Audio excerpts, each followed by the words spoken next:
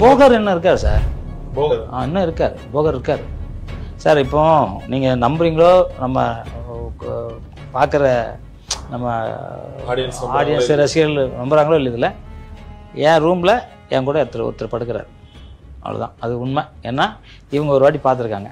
உண்மையான விஷயம் என்னென்னா, நான் வந்து இப்போ வந்து ஒரு 10 மணிக்கு படுத்துட்டேன்னா நான் வந்து நைட் லேம்ப்லாம் போட மாட்டேன். ஏன்னா அவங்களுக்கு டிஸ்டர்ப் பண்ணக்கூடாதுன்றதுக்காக நைட் லேம்ப் போட மாட்டேன், ஆஃப் பண்ணிடுவேன். படுத்து 2 நிமிஷத்தில் என் கூட வந்து படுப்பாங்க. 2 செகண்டு, 2 நிமிஷம் இல்லை. அது என்னென்னா, எனக்கு மூஞ்சிக்கு மூஞ்சி தெரியாது, உணர்வு தெரியும்ல. கட்டில் ஏறி உட்கார்றது படுக்கிறதுலாம் தெரியும்ல. இப்போ நீங்கள் கண்ணை மூடிட்டு நீங்கள் இருக்கும்போது நான் வந்து கட்டில் ஏறினா உங்களுக்கு தெரியுமா தெரியாதா? அது மாதிரி எனக்கு தெரியும், என் கூட படுப்பாங்க. அது வந்து எனக்கு வந்து ஒன்றும் இல்லை, நீங்கள் வேணால் இப்படியே வாங்க, நான் தண்ணி வச்சுருக்கேன், நேற்று நைட்டை வச்சேன், இப்போ தண்ணி குடிச்சிருப்பார். அவர் வந்து அவருக்குன்னு தண்ணி வச்சுருக்கேன். யார் அந்த சித்தர்? யார்? போகர் தான். அவரை நான் நம்புகிறேன். ஆனால் அவர் தான், நான் எதனா கேட்பேன், அவர்கிட்ட தான் கேட்பேன், எனக்கு பண்ணி தருவார். எதனா கேட்டேன்னா அப்படி. ஆனால் வந்து கெடுதல் கேட்க மாட்டேன். கெடுதல் கேட்டால் நம்மளை வந்து இது பண்ணிவிடுவாங்க. இப்போ வந்து எப்படி சூரியன் வந்து எல்லாருக்கும் தான் உதிக்குது, நான் எனக்கு மட்டும் மற்றவர்கள்லாம் உதிக்காதுன்னா அதெல்லாம் கேட்காது. மழை எனக்கு மட்டும் பெய்யுன்னா பெய்யாது, எல்லாம் இயற்கைகள். அது மாதிரி நம்ம வந்து கேட்குறது வந்து அவன் அப்படி போகணும், அவன் இப்படி போகணும்லாம் கேட்கக்கூடாது. எல்லாரும் நல்லா இருக்குன்னு தான் கேட்கணும். நான் அப்படி கேட்கறதுனால தான் என் கூட இருக்காங்க, இல்லைன்னா இருக்க மாட்டாங்க. நீங்கள் எங்கள் வீட்டுக்குள்ளே வரும்போது உங்களுக்கு ஏதோ வாசனை தெரிஞ்சிச்சா, வித்தியாசமாக தெரிஞ்சா தெரியலையா, அப்போ சித்தர் இருக்காருன்னு அர்த்தம், அவ்வளோதான். இல்லைன்னா அந்த வாசனை வராது, நாற்றம் தான் அடிக்கும். நீங்கள் சாதாரணமாக ஒரு வீட்டுக்குள்ளே போகும்போது ஒரு இது இருக்கும், ஒரு ஆஃபீஸில் போனால் இருக்கும், ஒரு வாசனை வருதுன்னா, கோயில் மாதிரி வருதுன்னா அது உள்ள கண்டிப்பாக சித்தர் இருக்காங்கன்னு அர்த்தம். அது எந்த மாற்று கருத்துமே கிடையாது.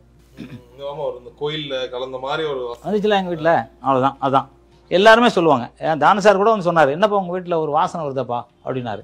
யதார்த்தமாக தான் நான் ஊதுபத்தி கொடுத்தேன், எல்லாம் பண்ணுறேன். ஆனால் அவங்க இருக்காங்க, என் கூட இருக்காங்க, அவ்வளோதான். என்னை வந்து சொல்லுவாங்க, நீ என்ன சித்தருன்னு சொல்லுவாங்க. எங்கள் ஆஃபீஸ்க்கே நிறைய பேர் வருவாங்கள்ல, நீ சித்தரியான்னு தான் சொல்லுவாங்க. இப்போ கூட ஒரு ஃபங்க்ஷன் போகிறேன் நாளன்னைக்குன்னு நினைக்கிறேன். அவங்க என்னை வந்து அவரே சித்தர், பெரிய சித்தர். அவர் சொன்னார், நான் வந்து சித்தர் என்ன சொல்லிக்க முடியாது, நீங்கள் சித்தர், நீங்கள் தான் வரணும் அப்படின்னு சொல்லுவார். அப்புறம் வந்து ஒருத்தர் ஒரு 95 வயசு ஒரு சித்தர் நான் பார்த்தேன். அவர் என்னை வந்தோடனே முதுவை தொட்டு பார்த்தாரு. முதுவை தொட்டு பார்த்துட்டு சொன்னார், உங்களை ஆயில் நீண்ட ஆயில்னாரு. என்ன எதை வச்சு சொல்கிறீங்க? என்ன இல்லை, உனக்கு வந்து அந்த இதெல்லாம் இல்லை, நீ ஆயில் நீண்ட ஆயில் 200 வயசுலாம் மேலே தான் இருப்பா. ஸோ முன்னெல்லாம் எப்படி தெருவுக்கு தெருவு குழந்தைகள் ஹாஸ்பிட்டல் இல்லை சில்ட்ரன் ஸ்பெஷல் ஹாஸ்பிட்டல் இருக்குமோ, ஸோ இப்போ பார்த்தீங்கன்னா எல்லா தெருவுலையும் இந்த கருத்தரிப்பு மையம், ஃபர்டிலிட்டி சென்டர் வந்து அதிகமாகிடுச்சு. இது வந்து இப்போ இவங்க மேலே தான் தப்பு, அவங்க மேலே தான் தப்புன்னு தாண்டி நிறைய பேருக்கு கல்யாணம் பண்ணுறதுக்கே பயப்பட ஆரம்பிச்சிட்டாங்க. ஒருவேளை எனக்கு இந்த பிரச்சனை இருக்கும்ன்ற மாதிரி. ஸோ இப்போ இவ்வளோ எக்ஸசைஸ் பண்ணுறீங்க, இந்த மாதிரி ஒரு மூலிகை மருந்து எல்லாமே பண்ணுறீங்க. ஸோ எக்ஸசைஸாலேயோ இல்லை இந்த மாதிரி உணவு பழக்கத்தாலேயோ இந்த ஃபர்டிலிட்டி பிரச்சனைக்கு ஒரு தீர்வு கொள்ள முடியுமா சார்? சார், முதல் விஷயம் தண்ணி அடிக்கிறது, சாராயம் குடிக்கிறது நிறுத்தணும். ரொம்ப நான் 9வது பையன் எங்கள் வீட்டில். இன்னும் எங்கள் சொந்தக்காரங்களே 15வது பையன் 16வது பையன்லாம் இருக்காங்க. நான்லாம் எனக்கு ஒரு விஷயம் தெரியும் போது முக்கோணம் போட்டிருப்பாங்க, நீங்கள் 2 பிள்ளை மட்டும் பெற்றுங்க அப்படி போட்டிருப்பாங்க. ஆனால் இப்போ போனால் நீங்கள் குழந்தை வைக்கணும், எங்கிட்ட வாங்க 8 லட்சம் 12 லட்சம் கட்டுங்கிறாங்க. 12 லட்சம் கட்டால் தான் ஒரு குழந்தைய கிடைக்கும். அந்த மாதிரி ஆயிடுச்சு. அதுக்கு என்னன்னா, இவங்க வந்து கருவேப்பிலை, கரு உண்டாகிற வேப்பிலை, கருவேப்பிலை, இந்த கருவேப்பிலையை வந்து அவங்க தூக்கி தூர போடுவாங்க. நீங்கள் பார்த்தீங்கன்னா, என்ன கருவேப்பிலை மாதிரி என்ன தூக்கி யூஸ் பண்ணிட்டு தூர போட்டாம்பாங்க. ஆனால் அந்த கருவேப்பிலை சாப்பிட்டா கரு உண்டாகும். ஆணாக இருந்தாலும் சரி, பெண்ணாக இருந்தாலும் சரி, அந்த கரு வந்து அவ்வளோ, அதுதான் கருவேப்பிலை அப்படின்னு வச்சாங்க. ஆனால் அந்த கருவேப்பிலை யாராக சாப்பிட்றாங்களா? சாப்பிட்றது. ஆனால் பொடி கடையில் விற்கிது, வாங்க மாட்டாங்க, சாப்பிட்றது இல்லை. வாங்கினாலும் கருவேப்பிலை தூக்கி தூர போட்டுருவாங்க. நான் வந்து கருவேப்பிலை ஒரு கருவேப்பிலை கூட வெளியே விட மாட்டேன், சாப்பிடுவேன். எனக்கு தெரியும், அது தெரிஞ்சாதான் நான் சாப்பிட முடியும். இப்போ ரொம்ப நாளாக கருவேப்பிலைக்கு எப்படி சார் நாங்கள் நினச்சிருந்தோம், அது சாப்பிட்டா முடி கருகருன்னு வளரும், அதனால தான் அது கருவேப்பிலைன்னு நினச்சிட்டு இருந்தோம். கரு உண்டாகிற இலை தான் கருவேப்பிலை. அப்புறம் வந்து முருங்கை, இது என்ன, பனங்கிழங்கு. பனங்கிழங்கு வந்து ஆண்மையை அதிகரிக்கும். ஆண்மை பெண்களுக்கும் பெண்மையை அதிகரிக்கும், அந்த விந்து ஜாஸ்தியாகும்.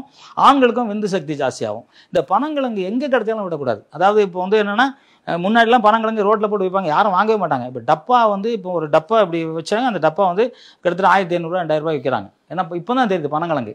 அதுக்கப்புறம் பழைய சாதம் வந்து அமெரிக்காவில் ஒரு பாட்டில் சாதம் வந்து கிட்டத்தட்ட நம்ம காசுக்கு வந்து 1500 நம்ம காசுக்கு. அவங்க காசுக்கு ஏதோ ஒன்று போட்டு கடையில் விற்கிறாங்க, அமிர்தம்னு விற்கிறாங்க. நம்ம பெரியவங்கெல்லாம் சொன்னாங்க, அமிர்தம் குடிங்கடா, நீ எவனும் பழைய சாப்பிடான். இட்லி சாப்பிட்றதா பெருமை நினைக்கிறான். இட்லி வந்து உங்களுக்கு வந்து உளுந்தும் அந்த மாவும் சேரும்போது அதில் ஒரு விஷத்தன்மை வந்துடும். அது வந்து அதிகமாக இட்லி சாப்பிடக்கூடாது. சாப்பிடலாம், நாங்களாம் எனக்கு தெரிஞ்சு தீபாவளிக்கு இட்லி வாங்கி கொடுப்பாங்க எங்கள் ஊரில். எங்கள் ஊர்லலாம் தீபாவளிக்கு மட்டும் தான் இட்லி சாப்பிடுவோம், மற்றபடி இட்லி தர மாட்டாங்க, பழைய கஞ்சி தான் கொடுப்பாங்க. இப்போ நான் கூட என்ன பண்ணுவேன், பழைய கஞ்சி, பச்சை மிளகாய், வெங்காயம், சின்ன வெங்காயம் போட்டு மிக்சியில் ஆட்டி அதை குடிப்பேன்.